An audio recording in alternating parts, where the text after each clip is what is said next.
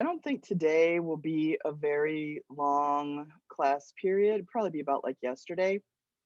But if I had put those two things together, then it would have been too long. So I want to talk about essay number two, which is the second and final essay that we need to do this term. And I also want to do the introduction to the Victorian era because we're starting with the poetry next week, Tuesday, and into the play, The Importance of Being Earnest, which is it's a fun piece.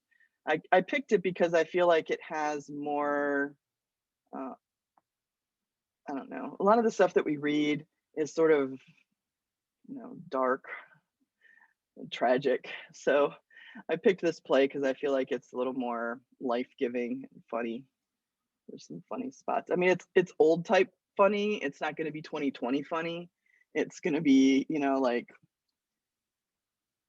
1880 funny, if that makes sense. But, it's still an easier read than some of the other stuff that they had on the list.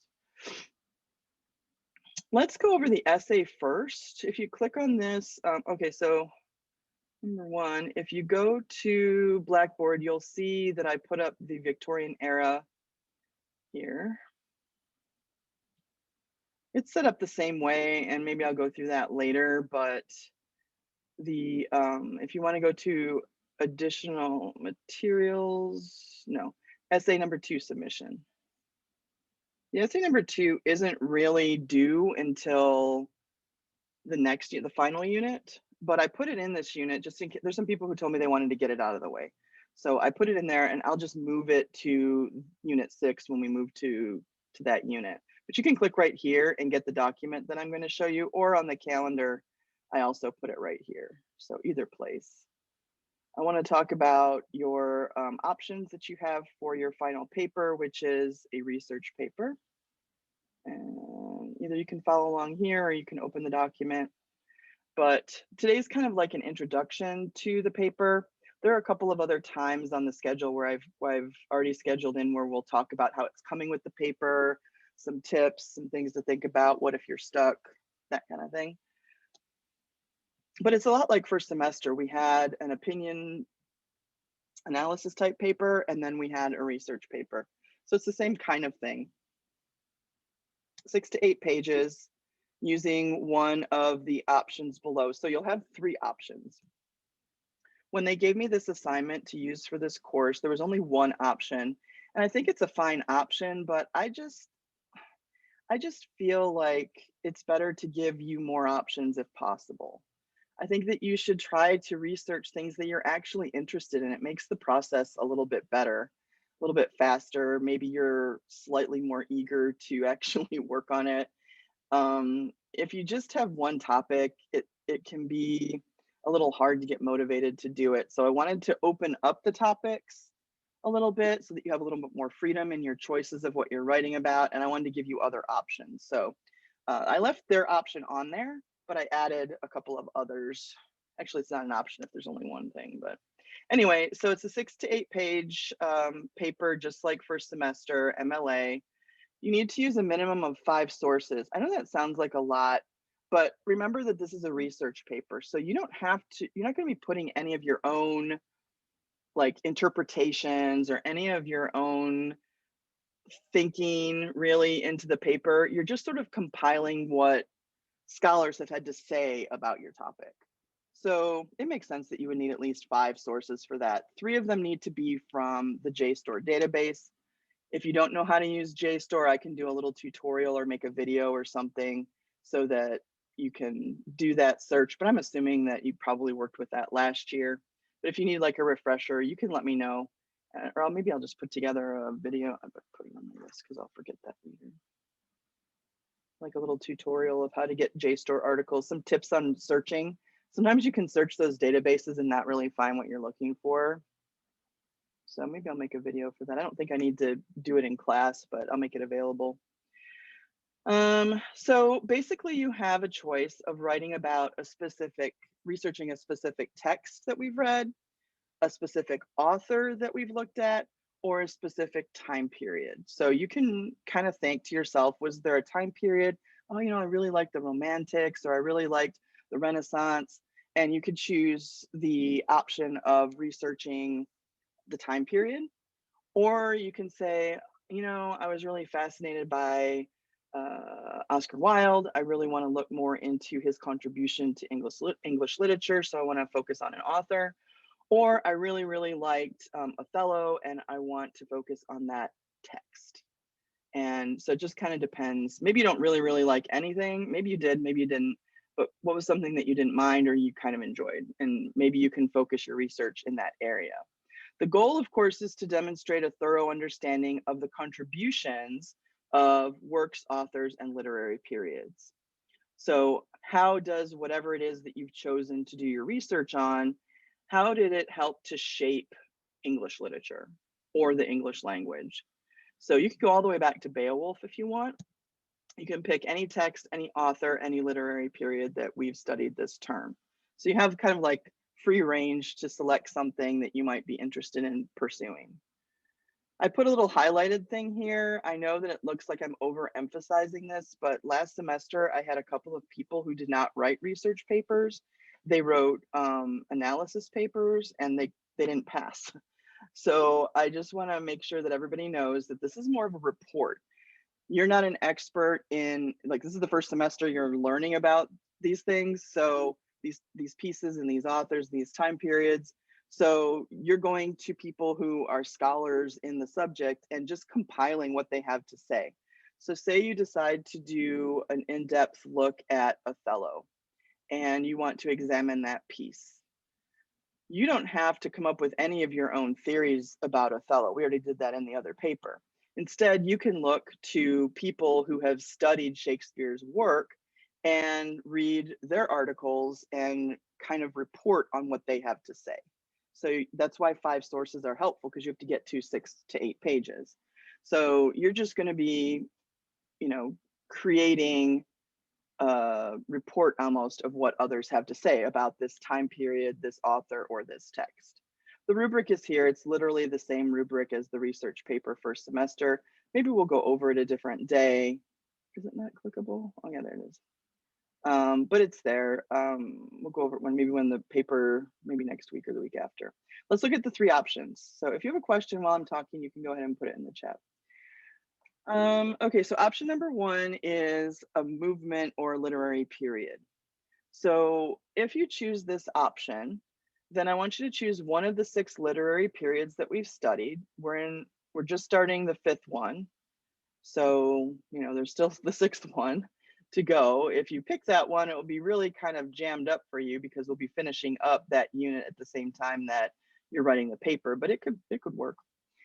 And I want you to think about, what do we owe to those writers from that time period for the literature and the English language that we have today? In what way did that period help to build modern English literature? What do we see is their contribution from the Romantics or the Renaissance or the medieval times, or, you know, the Anglo-Saxons? What are the things that we see they gave us in terms of literature and the English language?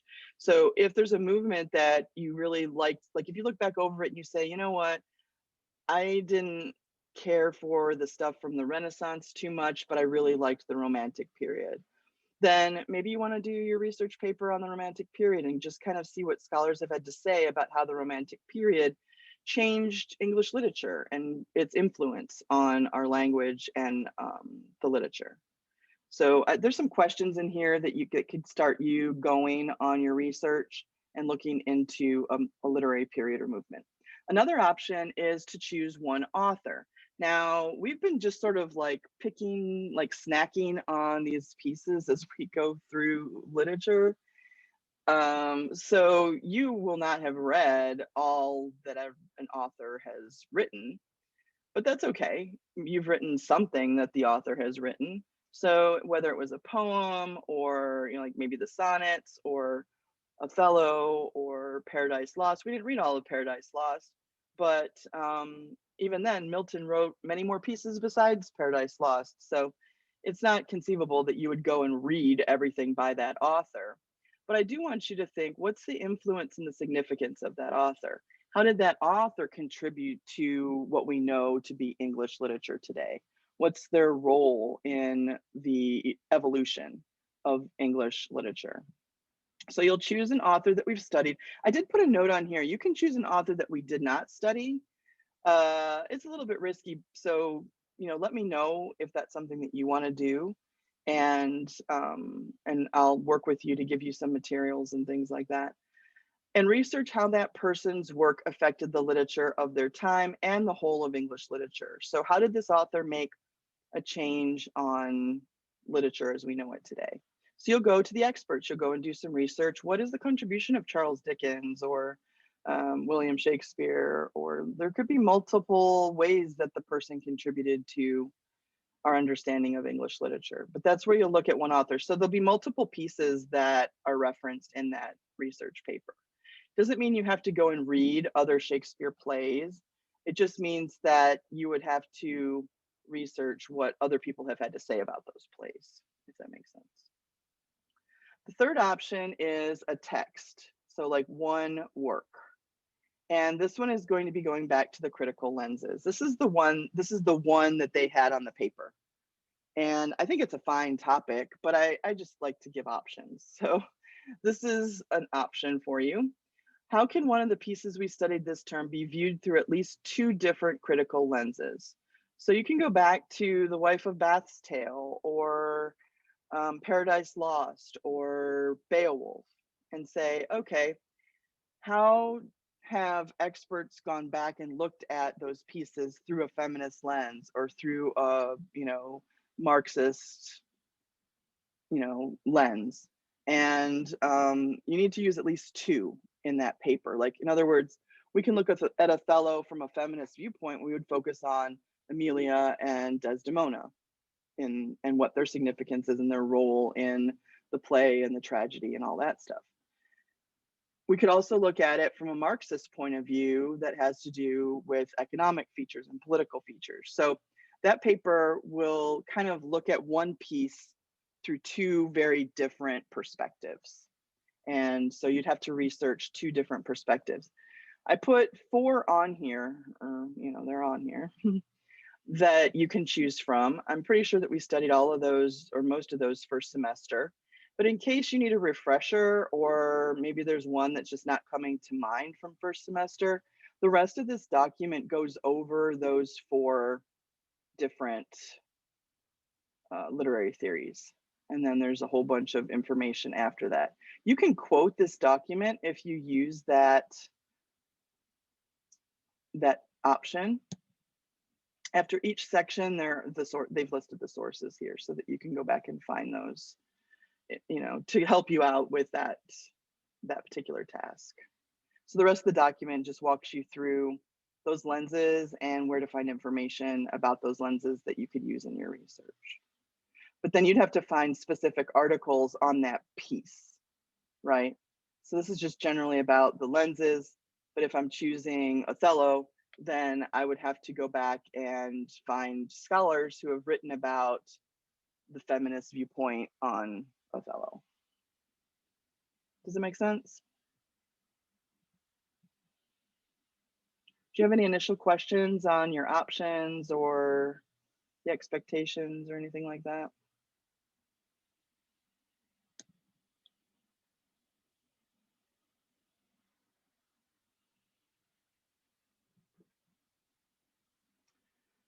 All right, well, looking at the rest of the semester, today I'm introducing Essay 2. I'm going to talk about it again on the 22nd. By then, people should be pretty much underway with their essay. I would say maybe this week, since we don't have a discussion, maybe spend some time thinking about which of the 3 options you want to do, maybe narrow in on an author or a piece or a period, and start maybe writing a thesis statement. You can certainly email me and say, hey, I decided on option 2. Here's my thesis. What do you think? And I'll give you some feedback. Maybe I have some sources that I can send you that would help you and speed up your process. And I think it's human nature to leave it to the last minute. And I'm a master procrastinator myself. You probably don't know that, but I am. And I get that, but I also know that y'all are exhausted, and you're also taking a lot of other college classes that are going to have exams and papers and projects and things. So, you know, if you can get the majority of it written by, you know, 2 weeks from now, then all that we would need to do after that is kind of refine it. You can send it to me, I'll give you some feedback, and then it can be in. It's due on May 4th. My grades for STC are due on the 17th, so I have to have time to read all those. I have 35 students, so if everybody writes 8 pages, you can do the math on that. Even if everybody does 6 pages.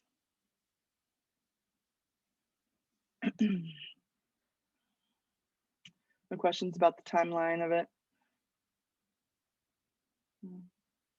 All right, well, we'll talk about it another time, but at least you can start thinking about what you might like to do for that paper. And I'm hoping that the options make it a little bit easier for you. I can't take away the fact that you're required to write a 6 to 8 page paper, but I can make it a little bit easier for you to do it. So hopefully that helps.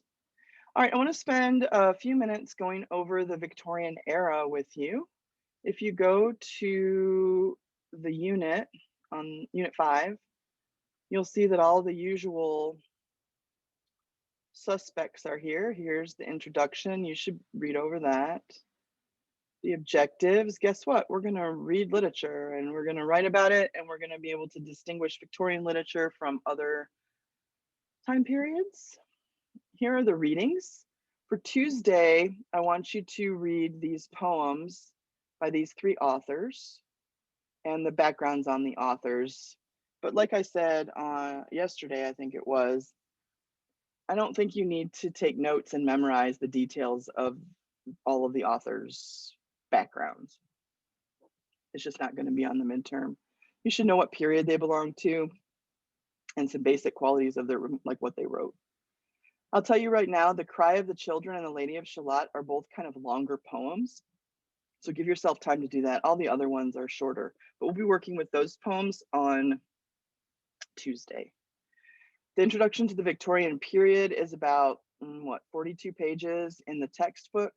My PowerPoint that I'm about to spend 15 or 20 minutes going over is a summary of that section in the book. So does it substitute? No, I mean, I left some political stuff out, but in general, it gets all the main stuff that you need to know. So I'm going to go over that PowerPoint right now so that you don't have to read those, 40 pages for Tuesday. So do read the poems so that you're familiar with them. There's a PDF packet. I don't know why I didn't think about PDF packets earlier. What happened to Christina? But it's there. This is a packet of just the readings for Tuesday, and then this is a packet of just the play, so that you have the PDF just of those elements. There are, oh, her computer died. Is she there with you? Or is she gonna watch the video later?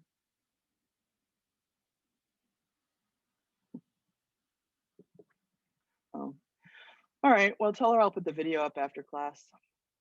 All I have left to do is go through the PowerPoint, so just be with me, I guess. If you go to additional materials, all the other stuff is there. You can click right here. This is the PowerPoint that I'm going to go through, just so that we have a good background on Victorian era literature, because you need to be able to separate, how do you look at something and say that it's Victorian if you don't have the date versus Romantic versus modern versus, 17th century. So that's why I do these lectures, so that you can tell the difference between the pieces of literature. So when we talk about the Victorian era, we are talking about Queen Victoria. And just like the Elizabethan era, this is a time period that's named after the monarch.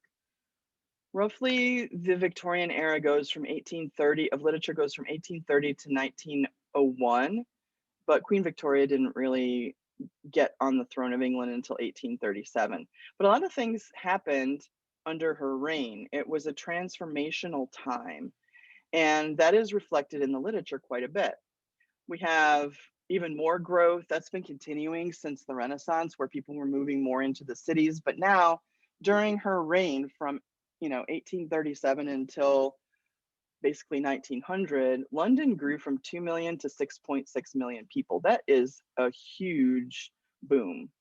Of course, we also have continuation of industrialization. Transportation is enhanced during this time, so there's a lot more trade. Communication, the telegraph is invented. People can take pictures and share them. They can, have more communication with each other. Also, there's universal education. I'm going to talk about that a little bit later in the slides. But universal education is when everybody has to send their kids to school.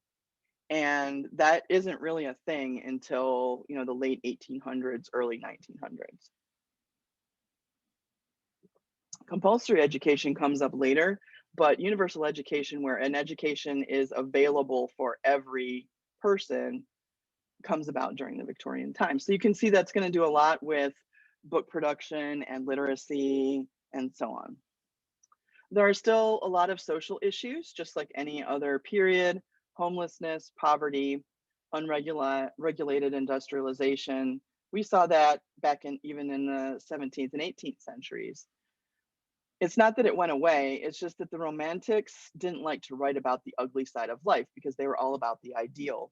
The Victorians, some of them are all about the ideal, like Elizabeth Barrett Browning was kind of on both things, but some of them were about exposing the poverty and the problems of society. So you kind of have a mix in the Victorian era of people who want to escape reality and write more idealistic poems, and people who want to highlight concerns in society by writing about them.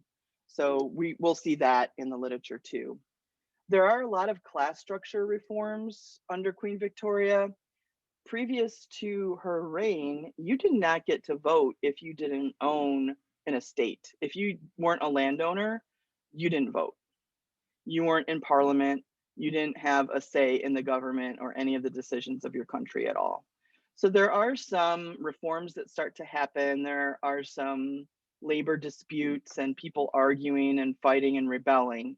And so they change some laws, and now people who own even small portions of land can vote. They can't be represented in parliament, but they can vote, not just people who are wealthy. Because obviously people who are wealthy are going to make different decisions than people who are struggling are going to make for their government. Parliament is somewhat reconstructed. There are lots of strikes and threats of rebellion, as I mentioned already. And global commerce tripled under Queen Victoria. So a lot of things really flourish under her reign. This is the time where they say the sun never sets on the British Empire, because Queen Victoria, like many other royals in other countries, started to do explorations, and the British Empire expanded into Africa, Canada, Australia, India, all those sorts of places. And so no matter where you were on the globe, the sun was always shining on the British Empire, is basically what they said. Now, that's colonialism, and now we look back on that and we say that was a bad thing, because what happened was Britain went into Africa and they said, you look like a bunch of backwards black people.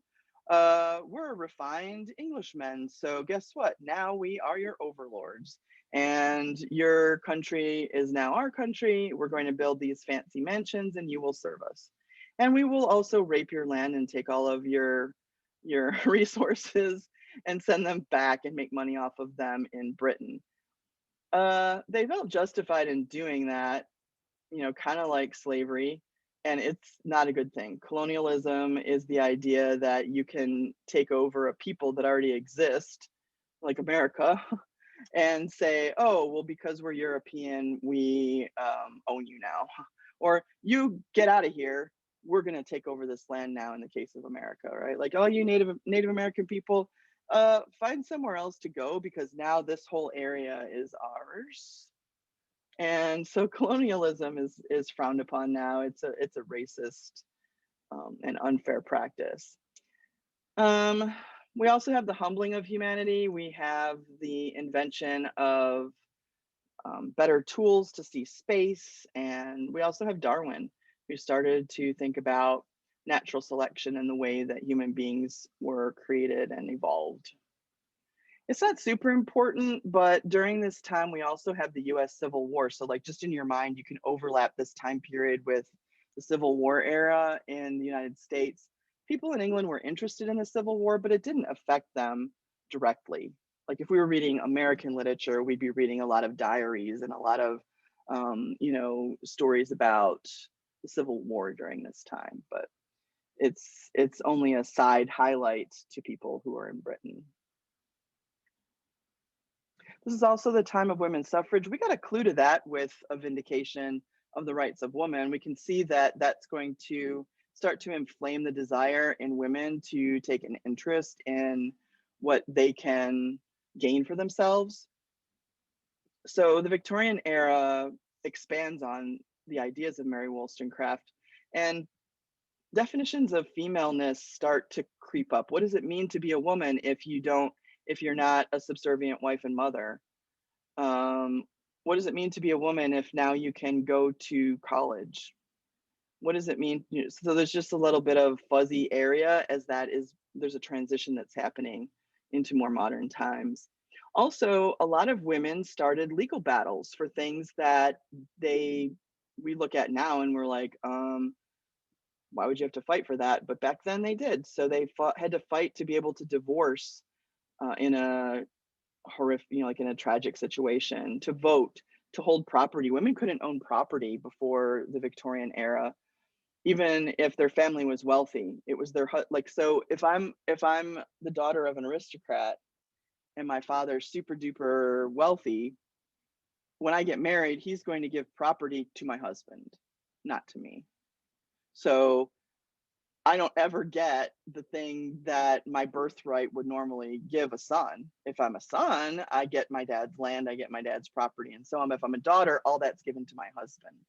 So during Victorian era, they start to make some rules, and people start to bring legal battles about holding property, fighting for custody of their children, and that sort of thing. Attending college, we can see that directly from a vindication of the rights of women. So it's very much a period of transition. Okay, so Victorian literature. Literacy is improving. I'm almost done. Literacy is improving. In 1837, half of the adult men at the beginning of the Victorian era, half of the adult men could read and write to some extent. But by 1900, almost everybody is literal, has some basic literacy. They know their alphabet, they can make letters, they can sign their name, or they can read and write and all that stuff. So that's a big improvement from 50% to nearly 100%. There are a lot more books. They find more cost-effective ways to make books because there are now steam-powered printing presses. They can make them faster and a wider range of reading material. There's a lot of more newspapers, daily things, weekly things that are bringing people up to speed with information a lot more quickly. Family reading is a form of entertainment, so story time, reading to your children, enjoying stories together. I would put a star by the next bullet, which is rise of the novel. So if you're making a note, I would definitely put a star by that one. This is where the novel really starts to exist. Previous to the Victorian era, there weren't really novels, but it's a writing genre that starts to peak out and become very prominent during this time. And in those novels, we note that this is an opportunity to have a lot of characters that represent different levels of society, especially in Charles Dickens. There are many, many characters, and they span a long period of time. For example, Great Expectations starts the main character Pip. He's 7 or 8 years old when the novel starts, and he's like, I don't know, 30 when it ends. So they span a long period of time, and we do see more women writers and women characters popping up. The Bronte sisters are writing during this time, although they only really wrote about the aristocracy. Not only do we have the rise of the novel, but also short fiction, short stories like Sherlock Holmes, Charles Dickens. Maybe you know Charles Dickens' Christmas Carol, the one with Scrooge. That's a short piece of short fiction from this time period. Rudyard Kipling. History has not been good to Rudyard Kipling because he wrote a lot of colonial tales, and we look back on them now and they seem sort of racist and cringy. So I wish that I had been able to include some Charles Dickens. If I had to say one person from the Victorian, collection of literature is the most significant, it would be Charles Dickens. But mainly he was a novelist, so we don't have time to read, 350 pages. Yeah, I welcome you to do it if you would like to. We also have during this time, in terms of poetry, reimagining the poetic voice. There are a lot of experiments with character, and we will look at a dramatic monologue on Tuesday by Robert Browning, which is, basically sort of an internal thought process of a character, of a speaker. Ars Gratia Artis is continuing from the Romantic era, and we have the flourishing of drama. All right, last thing is the key authors. I always like to pop those in there so that you can associate authors with their correct time period. Charles Dickens. I always sometimes think about not putting these pictures of these old authors on here because they always look so grumpy. Or they have weird hairstyles or like crazy frizzy beards. But I don't know, that's a picture we have. So here's Charles Dickens. Elizabeth Barrett Browning, we're going to read some of her poetry for Tuesday. No comment on her appearance there. This is her husband, Robert Browning. Note, this is a picture of Elizabeth Barrett Browning when she was young. She married Robert Browning. He was young, but this picture is of Robert Browning when he's older. So, like some 75-year-old guy didn't marry a 20-year-old girl. They were, pretty close in age.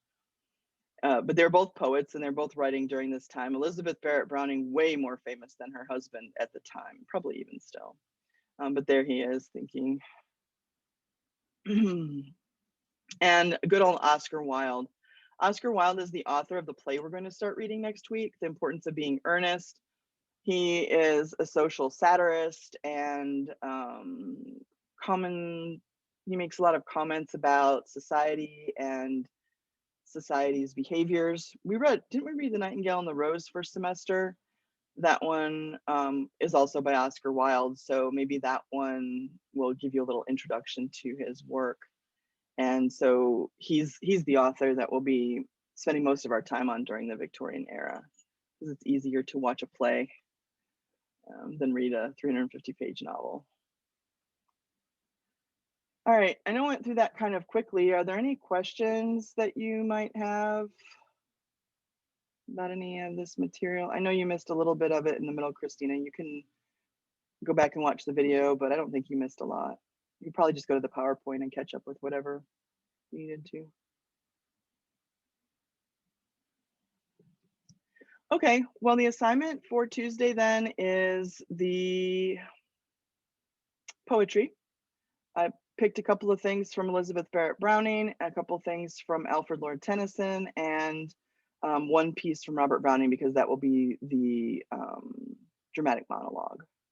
And I think right about when you cut out was when I was talking about how I cut down the PDF to just include those in case that's easier for you. And it's here under the readings for Unit 5. All right, there is no discussion that's due today. So our next discussion is number 7, and that's due next week. It's about Romanticism. So right now the discussions are about a week behind, which is good because it gives you time to think about those topics. But 7 and 8 are from Romanticism, and then 9 is from this unit. It's about the importance of being earnest. No questions. Will number 7 be graded for the 6 weeks? Yeah. My plan is for this weekend to catch up on the 5th and the 6th. I had to catch up on some stuff in my other classes. I have an AP class and I have an independent studies class. So I'm getting caught up with their grades. Grades are due on the 19th, I think. Yeah, the end of the 6 weeks is next week. So I was catching up with that. This weekend, I should be able to grade your discussions 5 and 6 and be on target, and all caught up by the time I see you next. That's my plan anyway. Hopefully it holds out. So yeah, number seven will be on the next 6 weeks, yeah. Because the grades are due at noon on the 19th, so I can't grade those. So 7, 8, and 9 will be in the 6 weeks. All right. Any other questions? Anything occur to you about the essay that you wanted to ask me about? Nope. Nope. Well, give it some thought. Maybe go back through your notes and see what hits you about any of the time periods or the authors or the pieces, and just start to narrow down what you might like to write about, and go from there. All right, I'm going to sign off then. I hope that you guys have a great weekend. If you have any questions between now and Tuesday, just send me a message, and I'll see you here for the beginning of our Victorian era units on Tuesday. Bye. Have a good weekend.